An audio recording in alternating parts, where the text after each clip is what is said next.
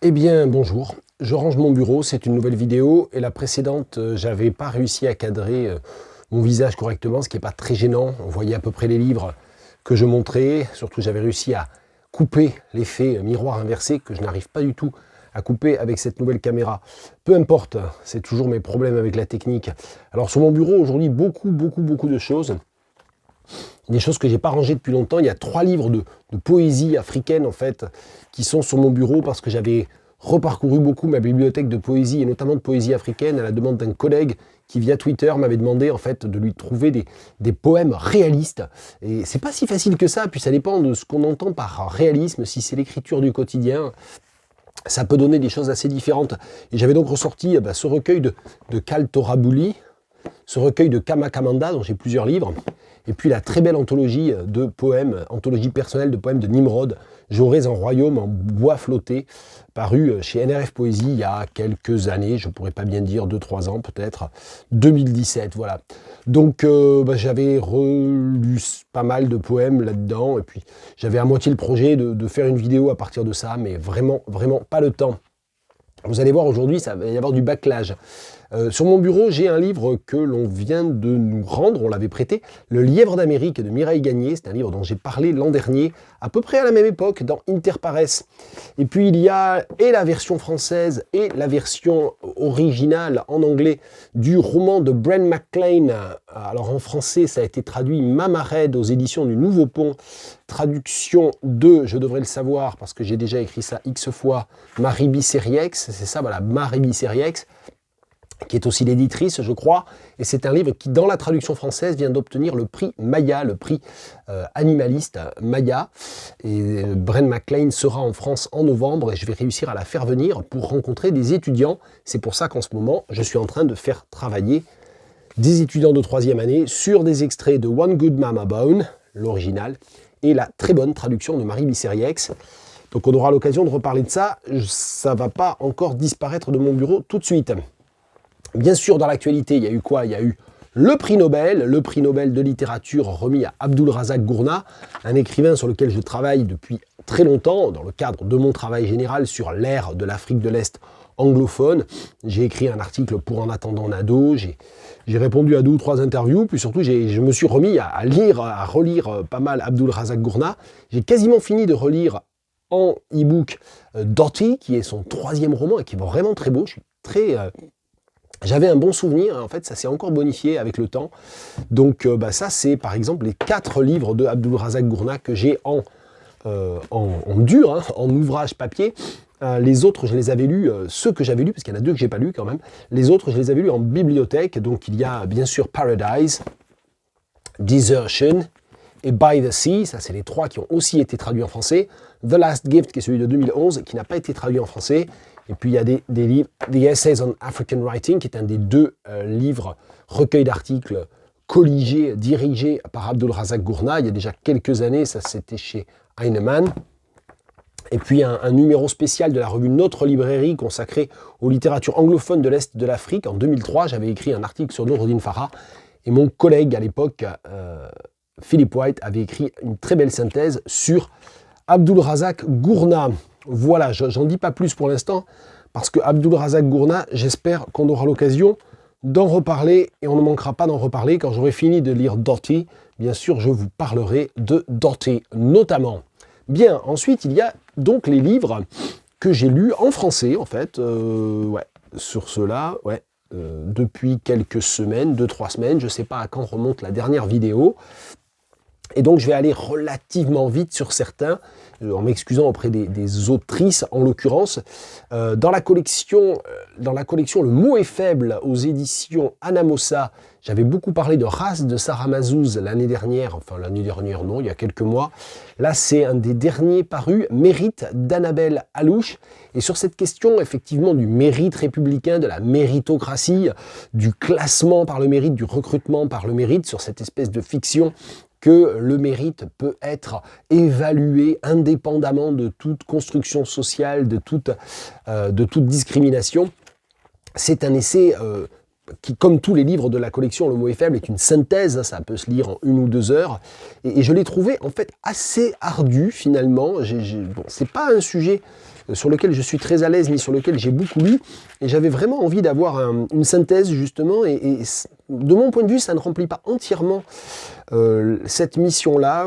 J'ai trouvé qu'en fait, ça part de plusieurs exemples, notamment l'exemple de Sciences Po, et je trouve que ça manque finalement de statistiques en fait, et d'études chiffrées.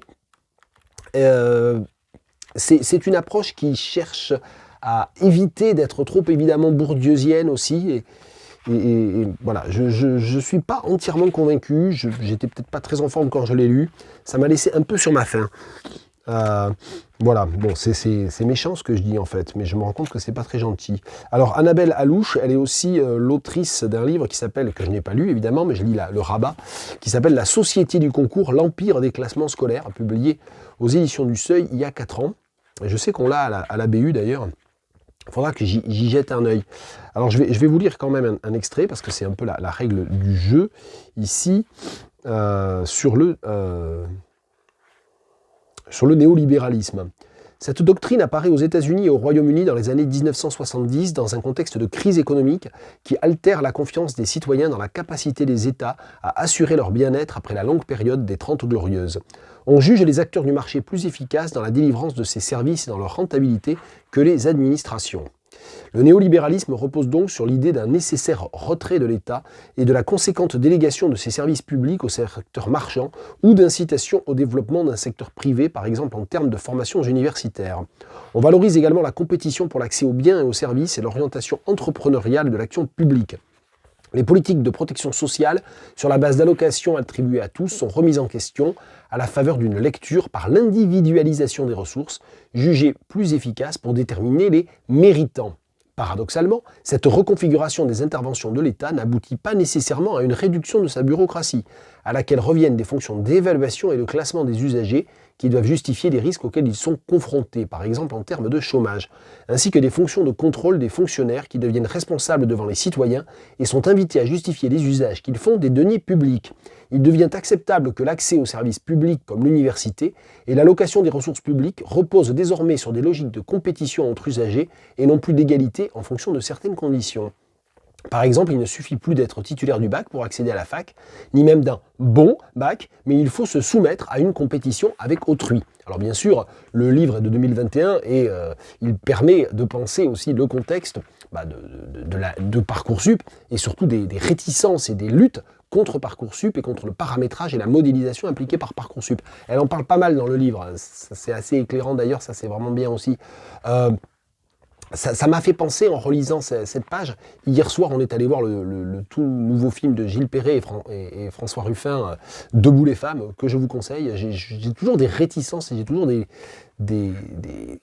réserves, voilà, sur les films de François Ruffin. Et franchement, il s'améliore. En fait, ça devient de mieux en mieux. Je trouve que le film est vraiment assez bien équilibré, assez intéressant dans la manière même dont il montre en quoi le documentaire est en permanence orienté ou en quoi il relève aussi d'une fictionnalisation, d'une mise en scène. Et ça, au moins, c'est totalement assumé. Et bon, ça a certainement pu lui être reproché. J'avais pas du tout aimé Merci Patron.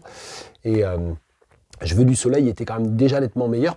Donc Debout les femmes, c'est vraiment bien. Et on est en plein dedans. Hein. L'externalisation, la privatisation des services. Puisque bien sûr, tout le film de François Ruffin parle de la mission qu'il a dirigée avec Bruno Bonnell pour essayer d'obtenir, sans succès d'ailleurs, un texte et des financements spécifiques sur les métiers du lien. Donc on n'est pas dans le mérite, on n'est pas dans la question de la méritocratie, mais on est vraiment dans ce contexte néolibéral. Un autre essai, je ne lis pas beaucoup d'essais, celui-là est très court aussi, je l'ai lu parce que l'autrice est venue en fait à Tours pour une rencontre à la librairie Les Saisons, Frédéric Basset, vers l'autonomie alimentaire, et c'est un texte de 2012 qu'elle a refondu, complété, etc. pour l'édition de poche. Là, en 2021, c'est aux éditions Rue de l'Échiquier.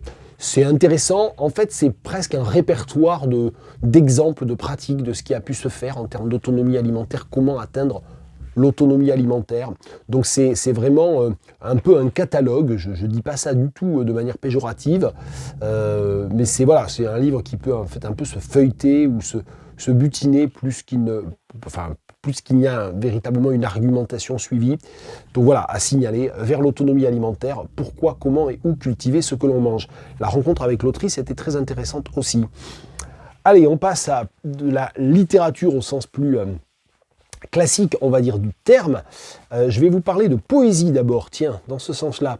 Une des dernières parutions chez NRF Poésie, Aksinia Mihailova, je ne suis pas du tout sûr de bien prononcer, c'était une totale découverte, ça n'aurait pas été en poche, je ne l'aurais probablement pas acheté. Il s'agit de la réédition de 2 recueils, en fait, de cette jeune poète. Cette jeune poète bulgare, en fait, qui écrit à la fois en bulgare et en français, et qui s'auto-traduit aussi, et qui se traduit aussi en collaboration.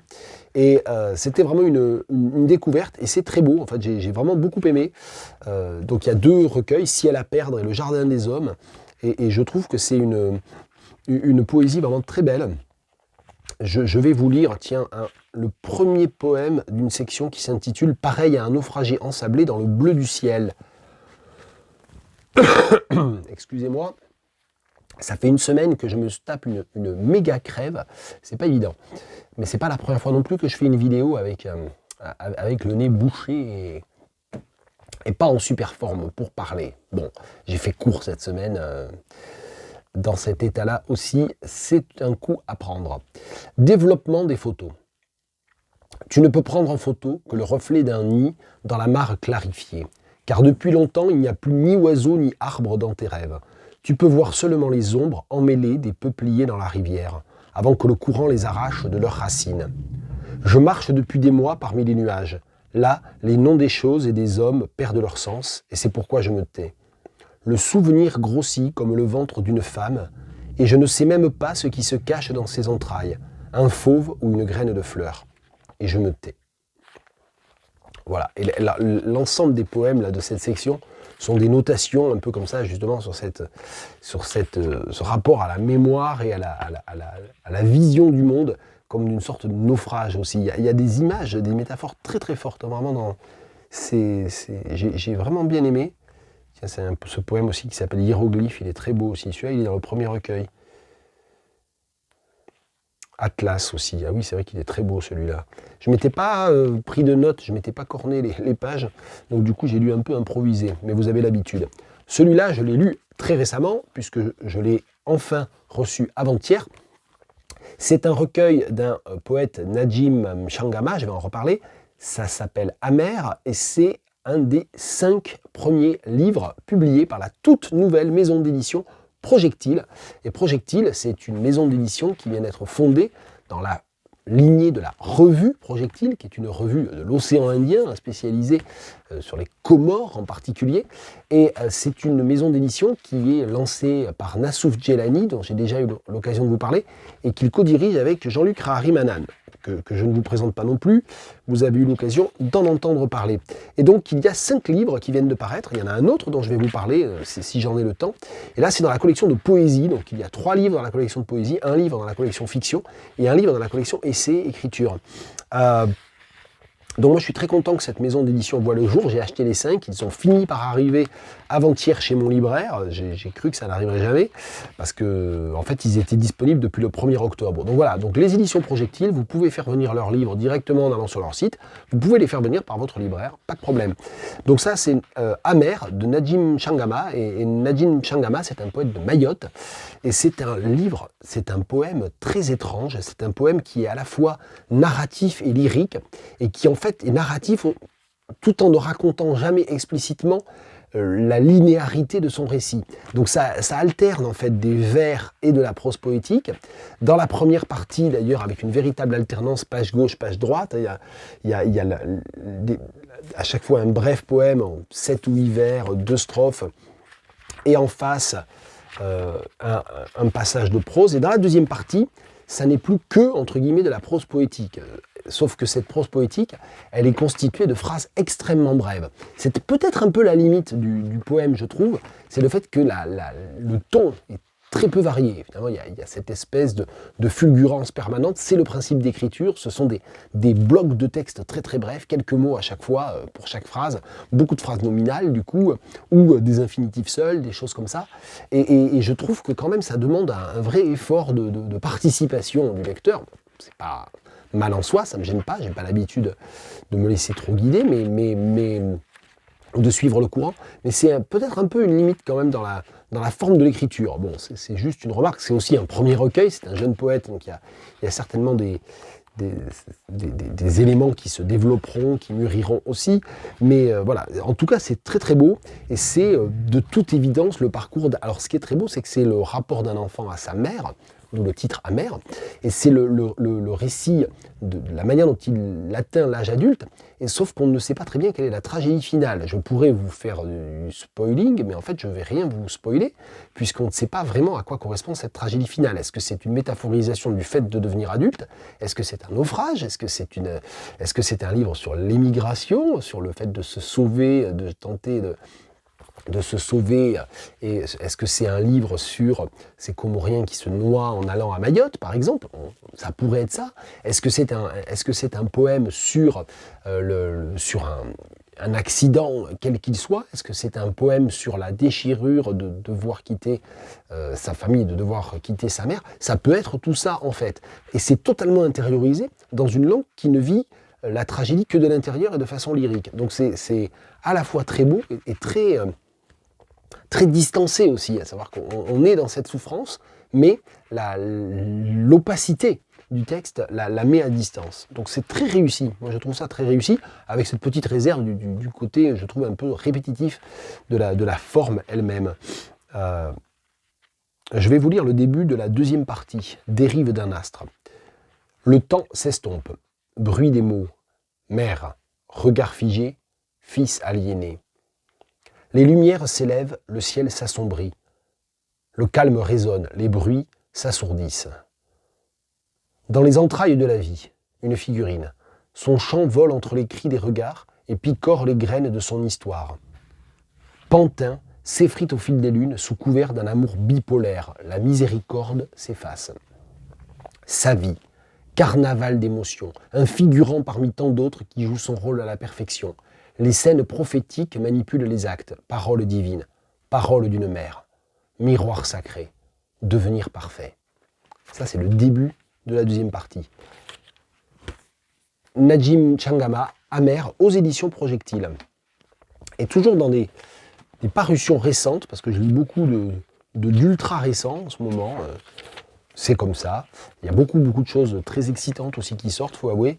Nathalie Quintane, La Cavalière, c'est le tout nouveau livre de Nathalie Quintane chez POL, et elle parle en fait elle revient sur plusieurs figures de la ville où elle vit et enseigne depuis très longtemps. Nathalie Quintane, elle est à Digne, elle est installée à Digne dans les Alpes, et bon, la ville est appelée D, mais bon, tout le monde sait que c'est Digne.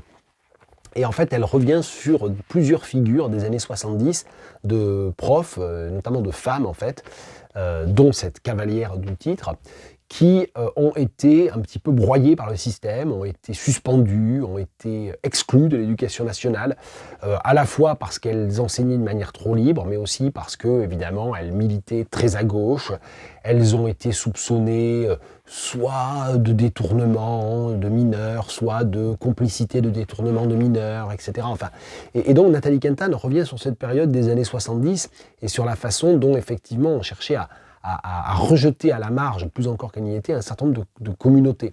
Et donc elle parle bien sûr des communautés, hein, au sens des années 70, hein, de la vie en communauté, et puis du rapport qu'il y a avec la normativité dans l'éducation nationale. C'est ça vraiment le sujet du livre, et c'est très Nathalie Quintane. Je vais... donc ça veut dire que j'ai beaucoup aimé. C'est pas mon livre préféré d'elle, mais c'est très bien sûr.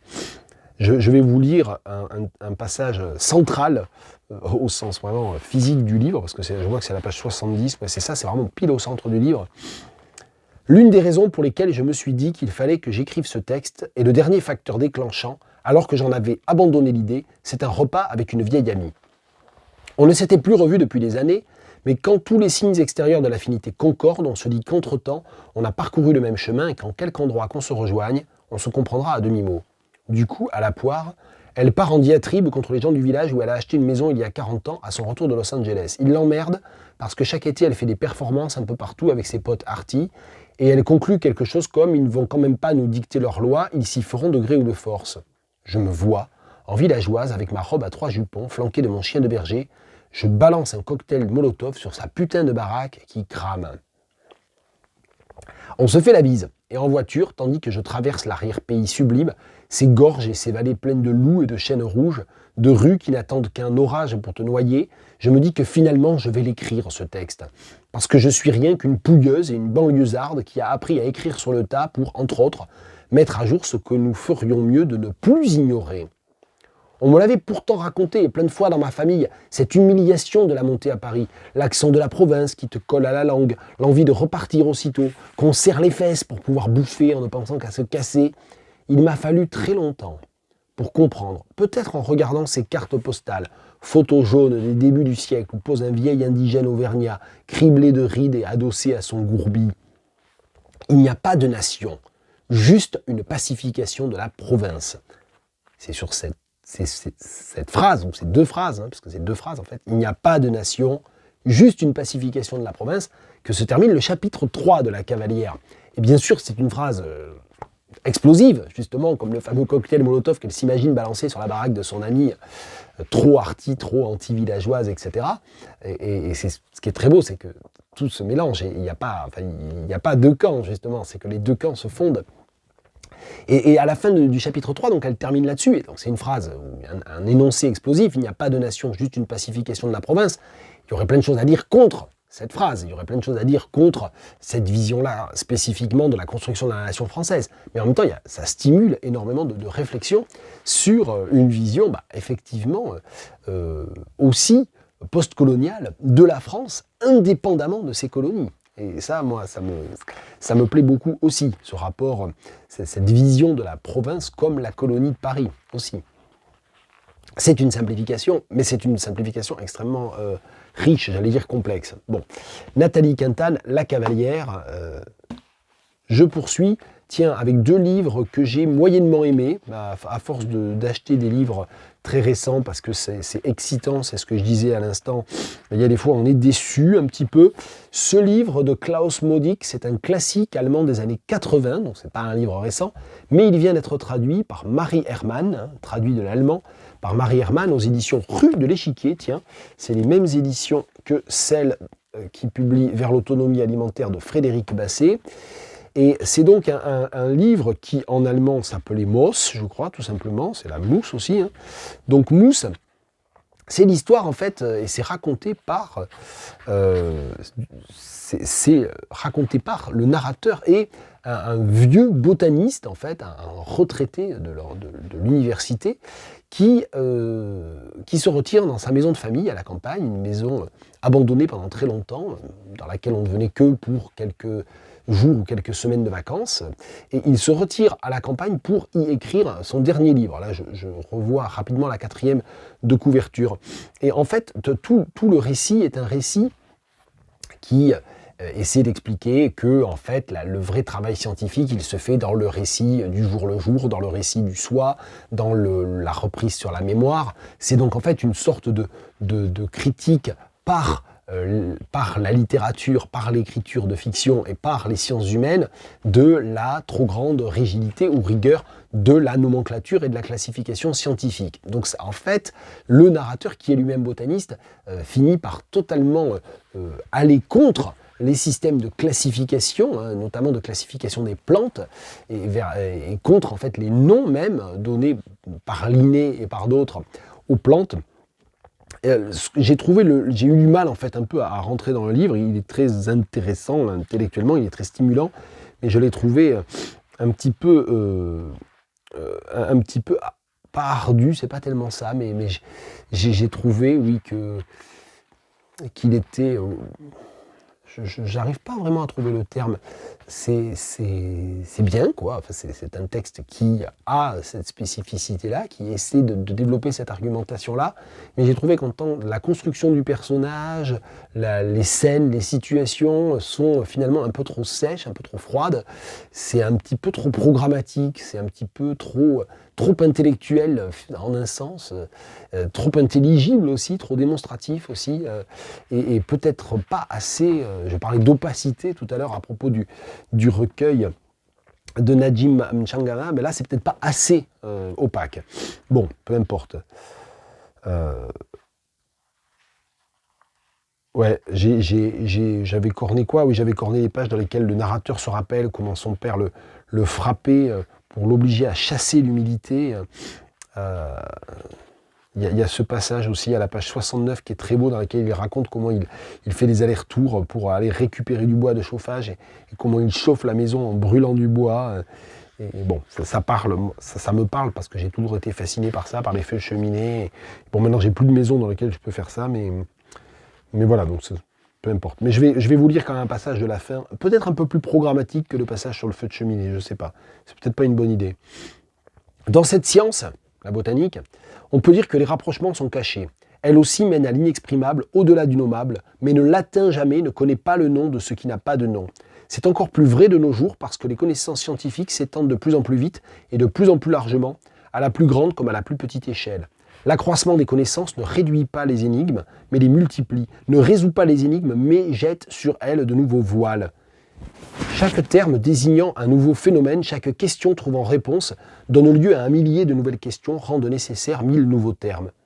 Une science douce, si tant est que cela existe, devrait s'engager plus fortement dans la recherche du beau, qui est comme une mousse pour la connaissance. Elle se rendrait alors compte que la beauté et la vérité sont identiques. C'est très discutable, évidemment. Ce narrateur botaniste est quand même un personnage vraiment intéressant. Mais la science ne se nourrit que d'abondance, qu'elle exploite dans le regard perçant du botaniste. Le regard que je recherche devrait, plutôt que de cataloguer la nature indivisible, la voir, au terme du processus inverse, retrouver l'abondance. Je n'ai rencontré ce regard qu'une seule fois chez un collègue, dans les yeux de Marjorie, quand lors de nos promenades, nous savions que nous pouvions nous jeter la tête la première dans la mousse. Souvent, j'ai cru voir aussi ce regard dans les musées, dans des tableaux où la nature dépassait l'impitoyable unidimensionnalité de l'observation utilitariste au profit d'une autre, visant l'identité entre le spectateur et la chose vue. Et c'est ça en fait qui me laisse sur ma faim, c'est ce côté creuser absolument l'idée que la littérature et l'art atteignent davantage la vérité que la science classificatoire.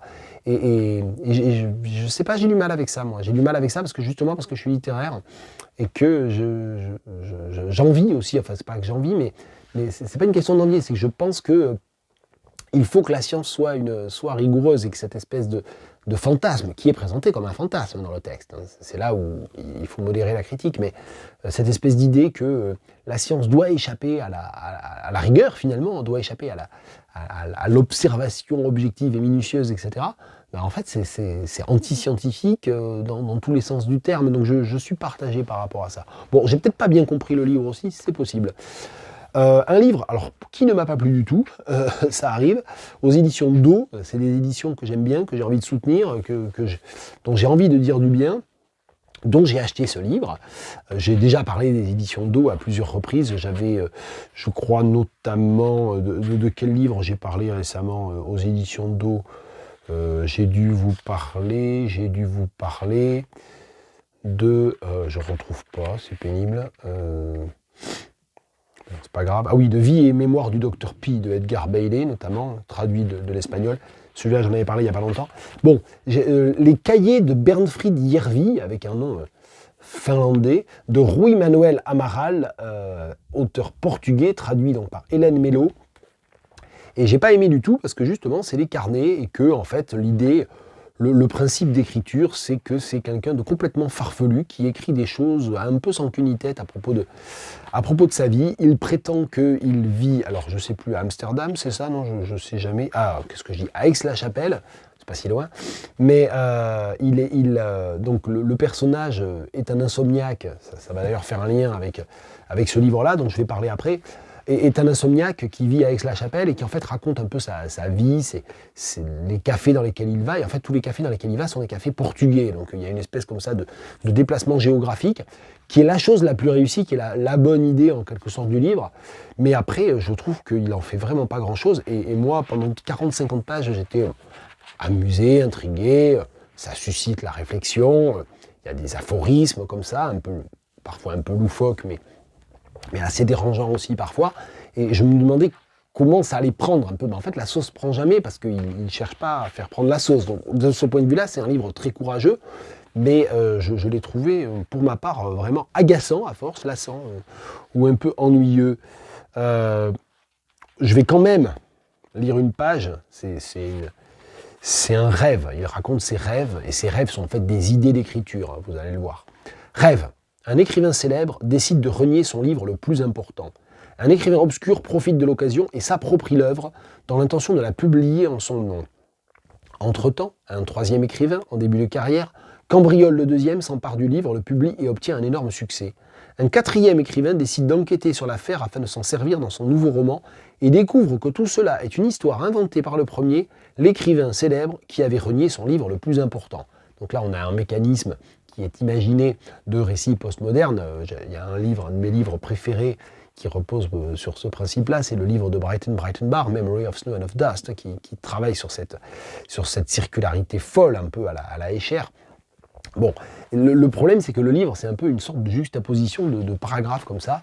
Alors, à moins peut-être de le lire comme ça, par bribes, par fragments, par moments, une page par-ci, une page par-là, mais c'est quand même présenté comme... Est-ce que c'est présenté comme un roman? Donc, ça n'est pas présenté comme un roman. Tiens, d'ailleurs, je m'avise que j'ai jamais fait la recherche, mais il y a en épigraphe... alors j'ai dit en épigraphe, donc c'est une épigraphe je crois, mais en épigraphe, je m'appelle Bernfried Järvi, comme tout le monde, Éric Satie 1922. Et j'ai pas cherché si c'était vraiment une citation d'Éric Satie. Alors il y a deux hypothèses, soit c'est une citation d'Éric Satie et du coup, eh bien, Ruy Manuel Amaral a pris ce nom comme nom de son personnage, ou alors c'est une citation inventée d'Éric Satie, et on est encore dans cette circularité de la fiction. Peu importe, ce n'est pas vraiment un livre que je recommande. On termine sur deux lectures récentes là aussi, deux sorties, rentrées littéraires, je ne sais pas comment il faut dire. Je vous avais parlé, je crois, il me semble, du Rire des déesses d'Ananda Devi, que j'ai lu récemment. Je revérifie parce que je ne suis pas sûr, j'ai déjà oublié.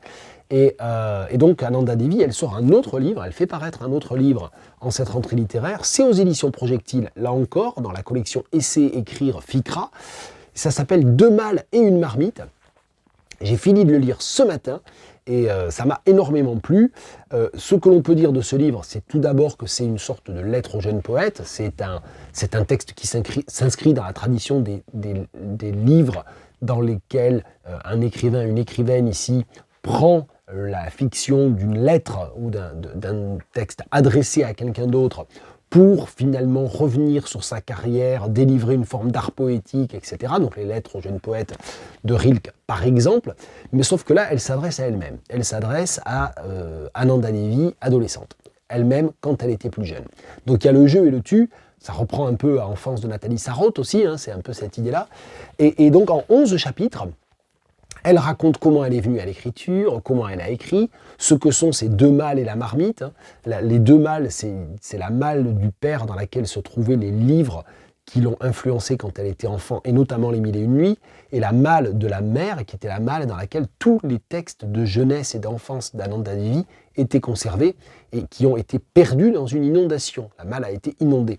Et la marmite, c'est une marmite de riz bouillant, qui est une histoire qu'elle ne raconte pas d'ailleurs, mais qui est une histoire que lui a racontée sa mère et qui l'a traumatisée, qui l'a marquée et qui a été, c'est ce qu'elle raconte, le point de départ de sa vision du monde dans son écriture. Je simplifie beaucoup.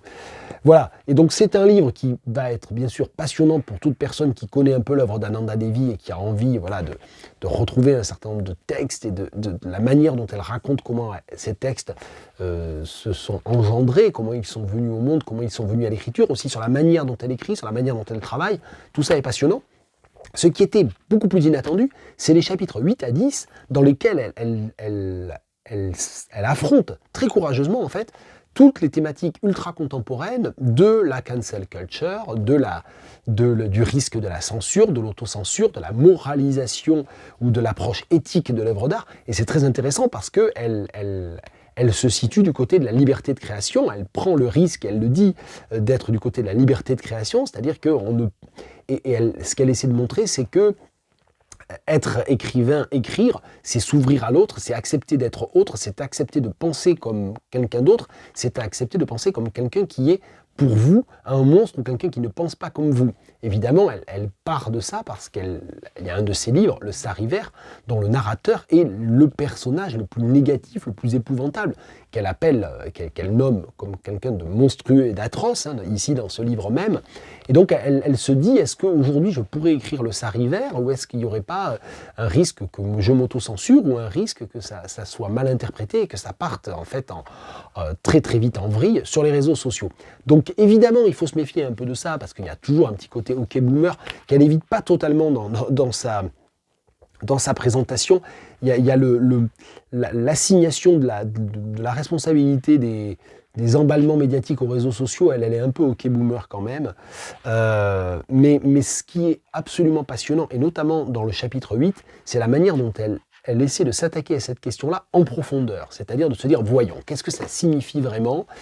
Et donc elle part de Black Lives Matter, de MeToo, pour dire que ce sont des mouvements hyper importants, que les luttes qui sont portées féministes, intersectionnelles, sont des luttes dans lesquelles elle se reconnaît, donc ça serait un contresens de ne pas assimiler en fait aussi toute l'œuvre d'Ananda Devi à ces luttes-là. Mais ce qu'elle essaie de montrer, c'est qu'il y a un risque de dérive vers une simplification idéologique, vers une moralisation à outrance. Et c'est quelque chose, c'est vraiment une argumentation qu'elle pousse de manière vraiment passionnante. Je pense, enfin, j'ai pas lu tant que ça sur le sujet, mais enfin, il tourne beaucoup quand même ce sujet-là. Je pense que ça fait partie vraiment des meilleures pages que j'ai lues sur cette question-là, au sens où vraiment elle essaie de peser le pour et le contre et d'argumenter au maximum. Et en ça, c'est très intéressant. Et elle termine d'ailleurs... oui, je vais vous lire une partie de ces pages. C'est vraiment le chapitre 8 qui est remarquable de ce point de vue-là.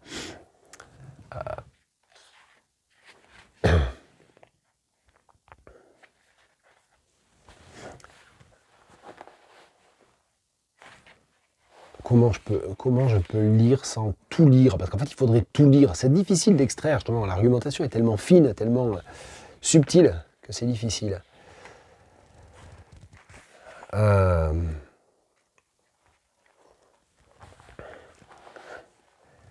N'est-ce pas des raisons que nous mettre tous et toutes sur le même plan ? N'est-ce pas impensable que de comparer ma douleur de femme, tellement entrecoupée de bonheur, à celle des femmes du Soudan, des femmes des bordels de Calcutta, des femmes du Yémen, des Rohingyas, des Ouïghours, par rapport à laquelle ma vie semble terriblement privilégiée ?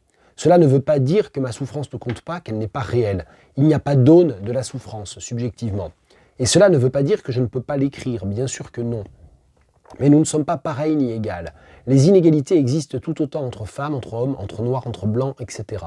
Les chances que j'ai eues, elles ne les auront pas. Les choix que j'ai faits, j'en suis seul responsable. Pas elles, pas eux. Je veux dire par là que le chemin qui reste à faire est immense, gigantesque, que nous ne pourrons nous enorgueillir d'une quelconque victoire tant qu'elles et ils seront dans la même impossibilité d'être vus, entendus, écoutés, et d'une façon ou d'une autre validés. Le combat du féminisme, c'est aussi cela. Savoir que tout reste à faire pour celles et ceux dont le silence est assourdissant. Là, en fait, elle rejoint, je m'en rends compte, la critique et la reprise de la théorie du subalterne de Spivak, en fait. C'est un texte très fort, en fait, aussi sur ce que signifie vraiment l'identité, la parole subalterne, le silence assourdissant. Mais ces mouvements ne sont pas directement liés au travail d'écriture, qui n'est pas dans le démonstratif, mais dans le questionnement. Je peux donc adopter la posture du vieillard misogyne du Sariver et en faire mon narrateur sans que cela ne change ma défense de la cause des femmes. Est-ce encore possible aujourd'hui ? Je ne sais plus où j'en suis, quelle place j'occupe, comment mon regard peut être juste ou perverti, tandis que les jugements tombent si facilement de toutes parts, en couperet, en guillotine, sans possibilité d'appel. L'écrivain doit pouvoir écrire sur tous ces sujets, y compris en se mettant à la place des coupables, y compris en tentant de les comprendre parce que c'est là notre travail, se mettre dans la peau de l'autre. peau est en italique.